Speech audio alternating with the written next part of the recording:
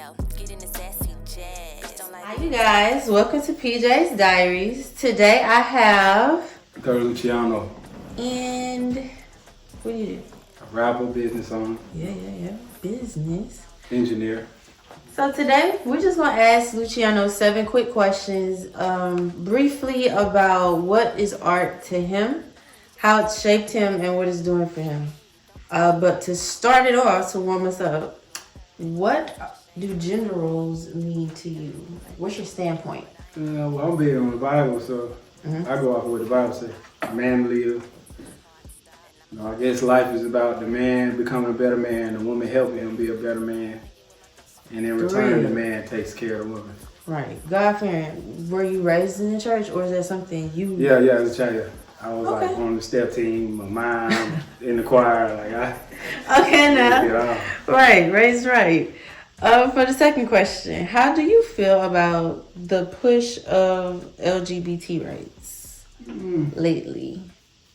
I mean, ain't nothing wrong with it. I mean, you can do what we all got to pay for our own sins. Like, they ain't got nothing to do with it. Right. But to the point now, I think I looked it up in 2023, it was like 95% of movies, cartoons, everything. They even put it in the newborn. Now that I don't agree with. I don't agree with. It's kind of like, are you grooming or are you trying to get accepted? I feel like it's being forced. I will say that. I feel like there's a time to expose them to that experience of life, and they're kind of pushing it a little too early. Yeah, that's too much on their minds. Cartoons for 3 or 4 year olds is in. Okay, it's way too much for them to be trying to break down early. For your third question, to take it back a little to number 1 and bring raised in the church, are you a 50-50 type of man or 100% type of fellow? No, I mean, okay, so the man supposed to pay for everything, from what I was told. Right. Man pay for everything. But of course, we human, so you might fall. Now, she could be there to help you pick up the slack, but you want a little backbone, a little push. Like, even if you got money, when we go out, I got it. That's, you try to reach for your wallet, I'm going to tell you to put it up. I respect people that understand you should a man should come full force 100%. Yeah, of course. He shouldn't come into the situation expecting half already. That's already like setting the bar too low. Yeah, it's a bunch of mama's boys. Yeah, it's already too low, and so I can't, no. So for the fourth question, so we are not rambling. As a man who is solidified in your relationship, married, how long have you been married? We got together 2017, so we've been together since. That's cute. Yeah. What advice do you give to young men looking for their person, their woman, their balance? Okay, so according to the Bible, it said he who finds a wife, so we technically supposed to look for a wife, right? So when a female come talk to you, that's for one, that's not the one, because you're supposed to find her. Okay. 2, wait till you 35 at least. I think every man should wait till they 35. And the only reason, because a man does not hit his financial stride until about then, right? Our brain is fully developed at 30. So the immature ways should be out of the way. The whole phase should be out of the way. And you should be in your career long enough to where you're at least stable to take care of her. You shouldn't have her if you can't pay for her. You're right. Right? So about 30 years old, you should have some type of money to take care of her. Your mental state should be in a better place. So it's like, yeah, about 30, I think all men should wait till 35, at least 35. So here's just to piggyback off of that. If you had to go to your 19-year-old self, if you were talking to 19-year-old boys. Yeah. Run it back. Yes, let it simmer. Okay, so what would you tell him in his experiences of relationships to get him to this mindset? Does that make sense? Okay, well, I'll put it this way, right? Because a lot of boys get stuck at 19. Okay, well, psychologically. I'll put it this way, right? All right, so by the statistics, 80% of black men in particular are raised without a father, right? So you don't have a father there to tell you, okay, if you see these traits in a woman, if you see these traits in a woman, run. If you see these traits, If you see a woman do this, then she's good. If you see, so we don't have that. So That balance. 80% of black men are learning by trial and error. So by the time, that's why I said 35. Because just in case you didn't have that man, just in case you didn't have that man there. I mean, the woman doesn't technically have to be 35. He could date a woman that's a little bit younger. Yeah, Not saying of course. 18. But we talking about men. Yeah. So just in case, since it's 80%, that gives those enough time to learn by trial and error. Because you have relationships where you meet the girl and everything's cool, but then she's abusive, whether it's verbally or physically abusive. You have some that's they just gonna take everything you got. You have some that just you look nice to them right now, so they're gonna talk to you because you look nice. So, it's a moment. So I mean, since the fathers aren't there, you know, that's why I say 35. It give you enough time because you're gonna learn by trial and error unless you have the traditional way where you have a father or a grandfather there to teach you how to be a man. If not, then you learn it as you go, basically. And that's another thing. Do you think that young men are pulling more from what they see in their mothers being raised in these single homes? Because, like you said, men are always around, but are you pulling from those men?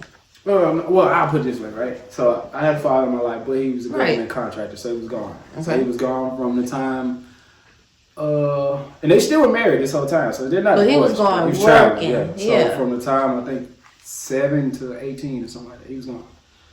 So I didn't really get traits from my mom, but I was looking for who I was. And since he wasn't there, I went to the bad areas to find it.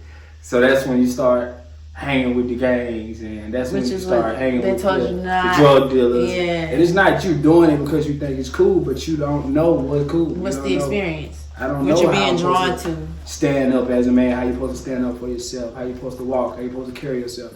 So you get to looking for it in the bad places since the right place ain't there. And you think that's the boundary, the balance. Now, they do get their emotions from the women, but a lot of times the mothers have only really beat them or show them attention out of frustration. So they think, okay, they pull when from I feel some type of way, get emotional, get mad. Yeah, this is good. A good triage. Okay, so to go back to number 2 a little bit, how do you feel the black community is doing as far as setting an example and a standard for the upcoming children? No, we're doing terrible. Terrible. I agree. We're doing terrible. Where do you think that we could start doing better from our age group? Because when I say terrible, I'm looking at the 40 and up club. I'm not even looking at us because we come from them. Yeah. And that's where we are pulling our experiences from. A lot of times where I'm saying like, oh, I pulled this from my mom because I came from a single parent home. So a lot of things I do in opposite, and a lot of people don't understand or agree because, again, we're pulling from our moms. I didn't really see that done. That's different. That's weird. So how do you feel that we can make the difference? Because they already kind of like solidified. I ain't gonna lie. I don't think we're gonna be able to. You think we're doomed? It's crazy. I tweeted that this morning. I think and the only reason I think we're done, right? Yeah. Because us as black people, we're so resilient and we can push through anything, right? So they couldn't physically destroy us, so they used us to destroy them. And it's kind of like, I feel like we're so far gone from like music, how they pushing the little boys. I literally just talking about it. Oh my gosh. It's not even funny. Yeah, I think we lost. I think it's especially with the level of incarceration that they've done. It's over. It's like, I think it's over. I mean, we could try. Only thing we can do is. But everybody that tries looks weird. They sound weird. They gotta just keep going until it. Cause so we creatures of habit, right? So after a period of time, it becomes normal. So we have to. Whenever we see somebody doing it, we have to back them up. Yeah. As much as possible. Because right now, right, everybody is spiritual warfare. Rapping about serial killing and rapping about prostitution, and we hear so much that we think it's normal. That's and what I said. It doesn't even shock us no more. To the point where there's no emotion to negative things. They've like desensitized children. We get mad at positive. Like positivity. Yes. Have you seen them bullying the dude about the library? Nah. He like encourages people to get a library card and things like that. They've been calling him demonic. Yeah. They've been looking this man up. He has a mental illness that he's expressed, but he's one of those very happy people. So it's just like, yeah, I think the internet did it to us though. What is wrong with y'all? Y'all watch way too much TV. It ain't even that. You gotta think. That same little slow kid that was in the class with you can get famous online tomorrow. He can And though. he'll have people follow him. But he can. He has the power to do that. So, yeah, But he has the power to push positivity still too. So it's like, why are you bothering him? That's the kind of little things I've been looking at lately. Like, oh my God, we are doomed. Yeah, it's over. Cause what? God himself had to come back. Oh gosh, he needs to send the wrath. Okay, so for the next question, what got you into music? It was an accident, actually. So I had automotive in high school, right? And they used to rap every day. I was like always funny, so I was like that was my thing. So they would rap every day for months straight. Everybody would go, and I just would sit and laugh. And then they finally told me to go one day, and when I went, the whole class went crazy. But of course, the female I was talking to at the time, her brother, rest in peace, her brother was like one of the biggest artists in the city, DOE. Okay. So she ended up hearing it, and he heard it. And he came and like, bro, I didn't know you rap. Like, yeah. He took me to the studio with him. Okay. Him and his brother. And we did like 4 songs that day. And after we got done, he was like, what's your name? But pause. Were you like in the room rapping type of person? Like already rapping and stuff? Or you did it? I never rapped before then. Okay. I never tried. Like, that moment was like... Yeah. I did it and the whole class went fucking crazy. Oh, wow. And they told the whole school. And then he ended up hearing it. So then he came to my mama's house and took me with him. We did 4 songs. At the end, he was like, what's your name? Like, I had never tried. I didn't even have a rap name. Yeah. He named me. Because I didn't even know I was coming in here tonight. I didn't even know I was coming in. I'm just hanging out. So, once you made that conscious decision to go hang out with them, to do that, do you feel like, was that a moment of a bad decision or something you made good? Before then, I was like, I was in trouble.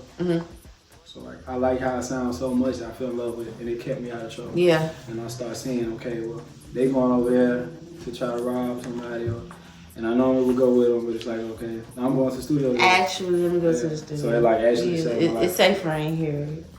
That's a great answer. So I see that you worked with Kevin Gates. Can you give us like just a little brief about that experience? What was that like?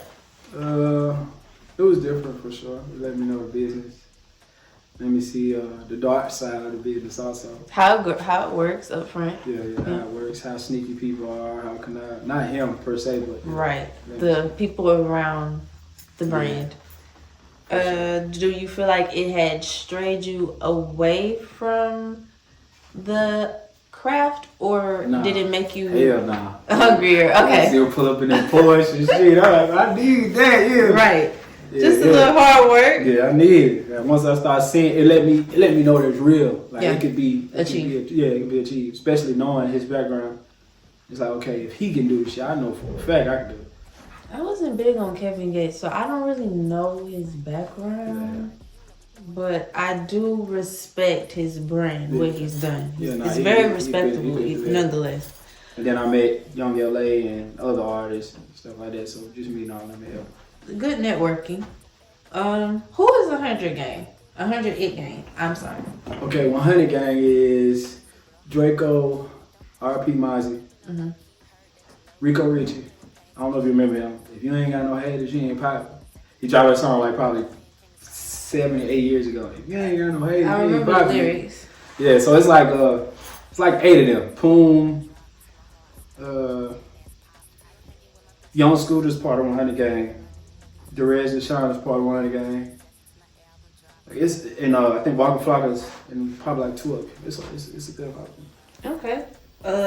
It's like 100 Gang / BWA. What was the work with them like? That experience? Was that around the same time? Fun. I'm fresh out of high school. I'm hanging with my favorite rappers. I'm in their cars. I'm going to the club with them. Like, yeah, it was fun. Okay. So, just for like a bonus question for my young people that are in high school, in that same experience that are going to get out and do music, because I didn't decide until after my college experience that I wanted to record. I was in the dancing, I played in instruments, things like that, but actually like getting on the mic, I didn't decide that till grown. So what advice do you give the young men, because it's a lot of them that are playing in the studio, but Yeah, everybody won't be a rapper now. but it's for an attention standpoint. So Nobody does it. Well, I put it this way, right? Mm-hmm. I have periods where I couldn't sleep if I didn't do music. Yeah. Like, I'm sad, I'm depressed. I'm like, if that ain't how you feel about it, don't do it. You know, forget the cars and cause you can get money doing and get that shit another way. But if you don't have love for it, don't do it. That's why music sound the way it does now. Passion, yeah. So it's everybody just rhyming. Nobody really making music no more. If you don't have a love for it, if you ain't literally like them and had mental breakdowns because this shit ain't working yet, don't try the shit. It's just not meant for you. Stay out the way. Because you clouding the way for everybody else. Because the record label A&R's they didn't heard so much of y'all bullshit that the person that's really talented, by the time he come around, they tired of even hearing shit. Yeah, so if you ain't in love with it, don't mess with it. And it's different lanes in music. A million different lanes. Yeah, Again, yeah. you can write it. You can write the lyrics. You can write the beat for it. You can set up the stage for somebody. You don't just have to get on the rap and be the. Man, half of you niggas can't rap. Okay. You have to find your lane. If you like music, you could just be the video director for the song. It's a million ways. But it's a million ways you can be involved in it. So I want to say thank you for taking the time out to answer these questions, to come out here, and we appreciate the advice. Tune into the episode, y'all. All his links will be at the bottom and on the episode. Sure. So thank y'all for tuning in and have a good one.